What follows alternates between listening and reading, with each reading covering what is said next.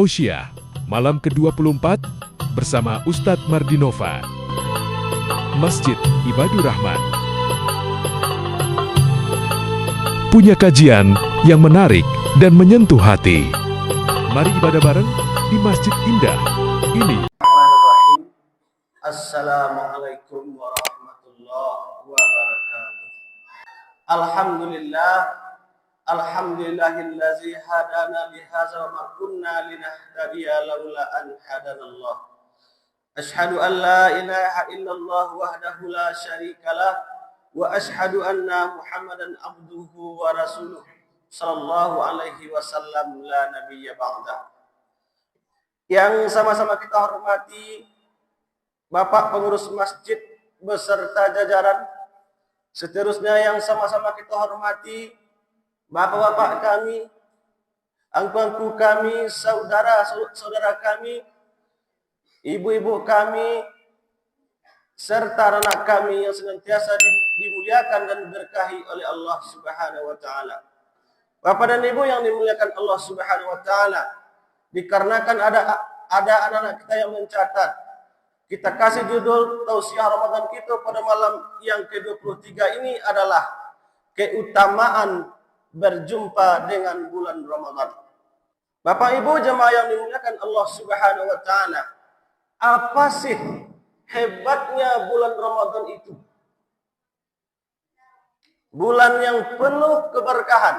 Pertama, bulan Ramadan datang untuk menghapus dosa-dosa kita Bapak dan Ibu. Kenapa Allah hadirkan Ramadan di dalam satu tahun itu satu kali Bapak dan Ibu? Artinya Allah sayang kawan. Bahasa sayangnya Allah kepada kita Bapak dan Ibu. Subhanahu wa ta'ala. Kita bekerja, umumnya kita bertani. Ada yang berdagang, ada yang pegawai. Sabaleh bulan Bapak Ibu bausau, pasti kita punya silap dan salah. Banyak sudah dosa yang awak lakukan Bapak dan Ibu. Makanya Allah hadirkan Ramadan untuk menghapus dosa-dosa awak selama sabaleh bulan yang awak lakukan. Ada satu kisah tentang hebatnya orang yang berjumpa dengan bulan Ramadan. Kisah ini ada dalam kitab Ibnu Majah. Hadis ini diriwayatkan oleh sahabat Nabi yang bernama Talhah bin Ubaidillah. Di mana Bapak dan Ibu, Talhah ini menceritakan ada dua orang pemuda yang sama-sama masuk Islam dan berasal dari suku Bani di zaman itu. Pemuda yang pertama masuk Islam, ingin berjihad menolong agama Allah Subhanahu wa taala. Katakanlah pemuda yang bernama si A. Kemudian begitu ia berjihad, kemudian ia meninggal dalam keadaan berperang, berjihad menolong agama Allah Subhanahu wa taala. Lalu pemuda yang kedua Bapak dan Ibu, katakanlah si B. Pemuda yang kedua ini nyo nak nama berjihad, nyo samo jawa ibadahnya samo jawa, ya, nyo nak nama berjihad. Kemudian inyo meninggal, pemuda yang kedua ini setahun setelah pemuda yang pertama tadi meninggal. Pemuda yang kedua ini meninggal dalam keadaan biasa-biasa saja, meninggal di tempat tidur. Artinya pemuda yang kedua ini tidak mati syahid Bapak dan Ibu. Kemudian bermimpilah Talhah bin Ubaidillah ini. Ia bermimpi dua orang pemuda itu sedang berada di pintu surganya Allah Subhanahu wa taala. Kemudian dipersilakan masuk pemuda yang kedua atau pemuda yang si B tadi dulu masuk ke dalam surga. Kemudian terbangun Talhah bin Ubaidillah ini Bapak dan Ibu. Kemudian penasaran Talhah.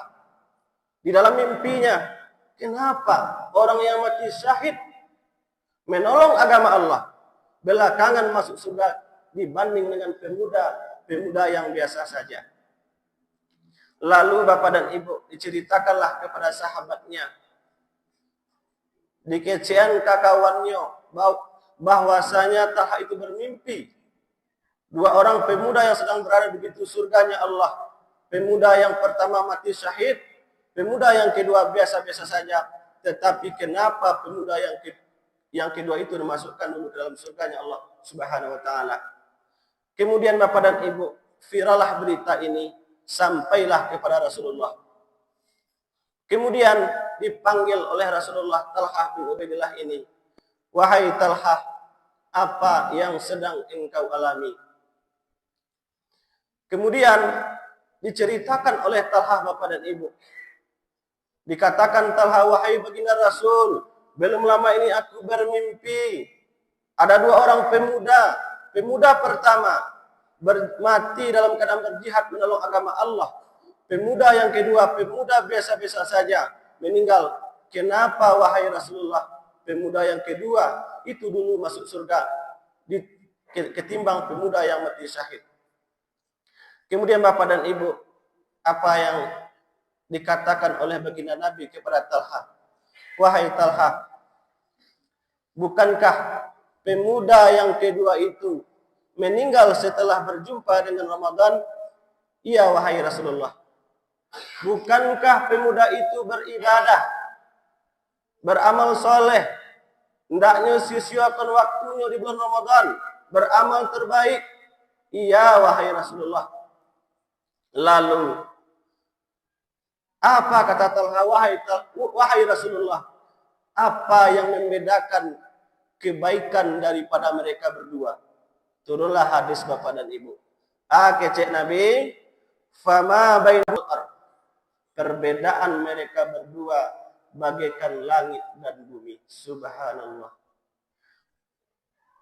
Bagaikan langit dan bumi bapak dan ibu.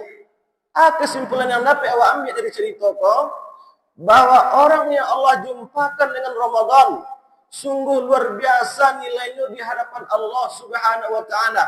Orang yang mati syahid saja belakangan masuk surga ketimbang orang yang Allah jumpakan dengan bulan Ramadan bapak dan ibu.